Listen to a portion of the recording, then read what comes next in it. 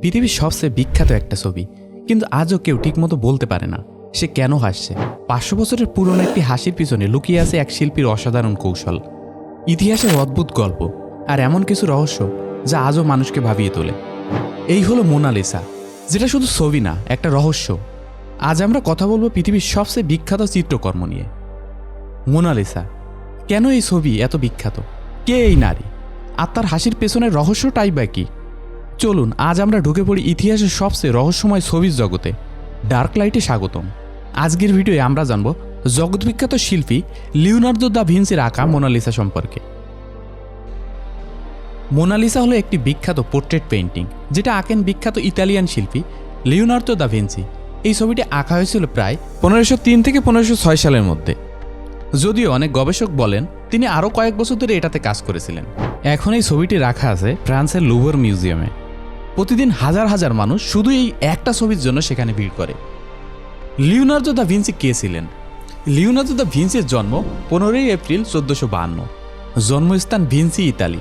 তার পুরো নাম Leonardo di Ser Piero da Vinci. Da Vinci মানে হলো ভিঞ্চি গ্রামের লিওনার্দো। তার বাবা পেশায় একজন আইনজীবী ছিলেন এবং মা ছিলেন একজন সাধারণ গ্রাম্য নারী। তিনি ছোটবেলা থেকে খুব কৌতূহলী ও মেধাবী ছিলেন। প্রকৃতি, পাখি, পানি, আকাশ সবকিছু নিয়ে তিনি প্রশ্ন করতেন। স্কুলে ল্যাটিন ও গণিত শিখালেও তিনি নিজের আগ্রহ থেকে বেশি শিখতেন। কিশোর বয়সে তিনি ফ্লোরেন্সে যান। সেখানে বিখ্যাত শিল্পী অ্যান্ড্রেয়া ডেল ভেরেক্কোহিওর কাছ থেকে প্রশিক্ষণ নেন। এখান থেকে তার আঁকা, ভাস্কর্য ও আবিষ্কারের যাত্রা শুরু হয়।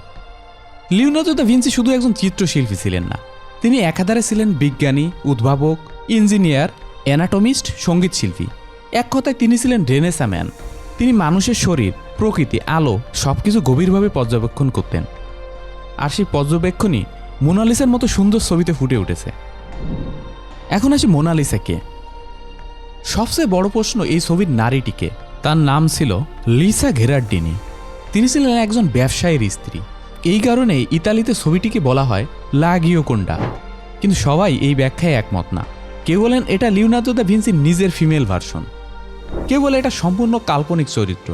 অর্থাৎ আজও নিশ্চিতভাবে কেউ জানে না এই নারী আসলে কে। মোনালিসা শিল্পকর্মের সবথেকে বিখ্যাত দিক হলো তার হাসি। কেন এই হাসি এত অদ্ভুত? কারণ হিসেবে বলা যায়, সামনে থেকে দেখলে মনে হয় সে হাসছে, কিন্তু চোখের দিকে তাকালে মনে হয় সে সিরিয়াস। এই ইফেক্টটা তৈরি হয়েছে সুমাটো নামের একটি বিশেষ টেকনিক দিয়ে। এখন আসা যাক সুমাটো টেকনিক কি। সুমাটো মানে হলো ধোয়ার মতো ব্লার বা নরম ট্রানজিশন। এখানে কোনো স্পষ্ট লাইন নেই, সব কিছু ধীরে ধীরে মিশে গেছে। এই টেকনিকের কারণে মুখটা জীবন্ত লাগে, হাসিটা পরিবর্তনশীল মনে হয়। এই কারণে আপনি যখন একদিক দিয়ে দেখবেন তখন মনে হবে মোনালিসা হাসছে, আর আরেক দিক দিয়ে দেখলে মনে হবে সে যেন ভাবছে। মোনালিসার চোখের রহস্য। অনেকেই বলেন মোনালিসার চোখ যেন সবসময় আপনার দিকে তাকিয়ে থাকে। আপনি যেদিকেই যান না কেন তার দৃষ্টি আপনাকে ফলো করে। এটা আসলে অপটিক্যাল ইলিউশন। দা ভিঞ্চি এমনভাবে ছবির দৃষ্টি এঁকেছেন যাতে মনে হয় সে জীবন্ত। এখন জানি তার ছবির যে ব্যাকগ্রাউন্ড আঁকা হয়েছে সেটা রহস্যই বা কি। মোনালিসার ছবির পেছনের ল্যান্ডস্কেপটাও খুব অদ্ভুত। বাঁ দিক থেকে একরকম আর ডান দিকে আরেক রকম। এটা বাস্তব কোনো জায়গা না, বরং এটা কল্পনার জগৎ। এতে পাহাড়, নদী, রাস্তা সব কিছুই আছে, কিন্তু কোনো কিছুই পুরোপুরি বাস্তব না।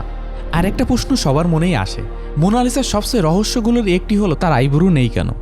এর আসল কারণ নিয়ে কয়েকটা ব্যাখ্যা আছে। রেনেসাঁ যুগে অনেক নারী ইচ্ছা করে ভুরু পাতলা করতেন বা তুলে ফেলতেন, তাই ধারণা করা হয় মোনালিসার ভুরু না থাকা সেই সময় সৌন্দর্যের ট্রেন্ড হতে পারে। অনেকেই মনে করেন ছবিটি 500 বছরের বেশি পুরনো। বারবার পরিষ্কার করার সময় খুব সূক্ষ্ম ভুরুর রেখা মুছে যেতে পারে। আসলেই কি ভ্রু ছিল? আধুনিক স্ক্যান প্রযুক্তি ব্যবহার করে গবেষকরা দেখেছেন খুব হালকা ভ্রুর চিহ্ন ছিল। অর্থাৎ লিওনার্দো দা ভিঞ্চি আসলে ভ্রু এঁকেছিলেন, কিন্তু তা এখন প্রায় অদৃশ্য। এবার জেনে নিই কতদিন ধরে আঁকা হয়েছিল এই বিখ্যাত শিল্পকর্মটি। লিওনার্দো দা ভিঞ্চি এটা শুরু করে 1503 সালে। তিনি এটা সম্পূর্ণভাবে শেষ করেননি। 1519 সাল পর্যন্ত কাজ চালিয়েছেন। অর্থাৎ প্রায় 16 বছর ধরে তিনি এই ছবির উপর কাজ করেছেন, মাঝে মাঝে বিরতি দিয়ে। কেন এত সময় লাগলো এই ছবিটা আঁকতে? এর কারণ হিসেবে দেখা যায় তিনি খুব ধীরে ও নিখুঁতভাবে কাজ করতেন। সুমাটো টেকনিক ব্যবহার করতেন, বারবার ছোট ছোট পরিবর্তন করতেন, একদম নিখুঁত না হলে থামতেন না। মোনালিসা শিল্পকর্মটিকে ফ্রান্সের লুভর মিউজিয়ামে খুবই কঠোর নিরাপত্তা ও যত্নে সংরক্ষণ করা হয়। ছবিটি একটি বিশেষ বুলেট প্রুফ গ্লাস দিয়ে ঢাকা, যাতে কেউ এটা ছুঁতে না পারে বা ক্ষতি করতে না পারে। জেনে অবাক হবেন যে এটি মূলত একটি কাঠের উপরে আঁকা, কোনো ক্যানভাস বা কাগজ ব্যবহার করা হয়নি। তাই এটি একটি নির্দিষ্ট টেম্পারেচারে রাখা হয়, আর্দ্রতা নিয়ন্ত্রণ করা হয়, এতে করে ছবির রং আর কাঠ যাতে নষ্ট না হয়। এছাড়া ছবিটি একটি বিশেষ এয়ারটাইট কেসের ভিতরে রাখা, বাইরের বাতাস ও ধুলোবালি যাতে ঢুকতে না পারে। এই ছবিটিকে নিরাপত্তা দানের জন্য সবসময় নিরাপত্তা রক্ষীরা থাকে। সিসিটিভি ক্যামেরা দিয়ে 24 ঘন্টা নজরদারিতে রাখা হয়, দর্শকদের দূরে রাখা হয়, খুব কম ও নির্দিষ্ট আলো ব্যবহার করায় যাতে করে বেশি আলো রং নষ্ট করে দিতে না পারে। আমরা জানি লিওনার্দো দা ভিঞ্চি ইতালিতে জন্মগ্রহণ করেছেন, তবে এখন প্রশ্ন হচ্ছে এই শিল্পকর্মটি কিভাবে ইতালি থেকে ফ্রান্সে গেল। লিওনার্দো দা ভিঞ্চি নিজেই ফ্রান্সে নিয়ে যান। শিল্পী লিওনার্দো দা ভিঞ্চি জীবনের শেষ সময় 1516 সালের দিকে ফ্রান্সে চলে যান। তখন ফ্রান্সের রাজা কিং ফ্রান্সিস তাকে নিজের দরবারে আমন্ত্রণ দেন। দা ভিঞ্চি তার সাথে মোনালিসা ছবিটিও সেখানে নিয়ে যান। 1519 সালে দা ভিঞ্চির মৃত্যুর পর ফরাসি রাজা ছবিটি কিনে নেন।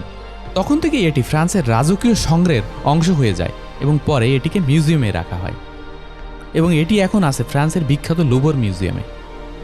মোনালিসা কি চুরি হয়েছিল? হ্যাঁ, অবশ্যই ঠিকই শুনেছেন। 1911 সালে মোনালিসা ফ্রান্সের লুভর মিউজিয়াম থেকে চুরি হয়ে যায়। চোর ছিলেন একজন ইতালিয়ান কর্মচারী। সে মনে করত এই ছবিটি ইতালিতে থাকা উচিত। 2 বছর পর সে ছবিটি ইতালিতে বিক্রি করার চেষ্টা করলে ধরা পড়ে। অদ্ভুত বিষয়, এই ঘটনার পর মোনালিসা আরও বেশি বিখ্যাত হয়ে যায়। এখন আপনাদের মনে প্রশ্ন আসতে পারে, এই ছবিটির দামই বা কত? সহজ কথায় বলতে গেলে মোনালিসা বিক্রি করা সম্ভব না, কারণ এটা ফ্রান্স সরকারের সম্পত্তি। কিন্তু যদি এর দাম ধরা হয় বা অনুমান করা হয়, এটি পৃথিবীর সবচেয়ে মূল্যবান চিত্রকর্ম, যার দাম $1 বিলিয়ন বেশি হতে পারে। কেন মোনালিসা এত বেশি বিখ্যাত? মোনালিসা এত বিখ্যাত হওয়ার পিছনে কতগুলো কারণ আছে। প্রথমত, রহস্যময় হাসি, দা ভিঞ্চির অসাধারণ শৈল্পিক টেকনিক, চুরির ঘটনা, ইতিহাস ও রহস্যের মিশ্রণ।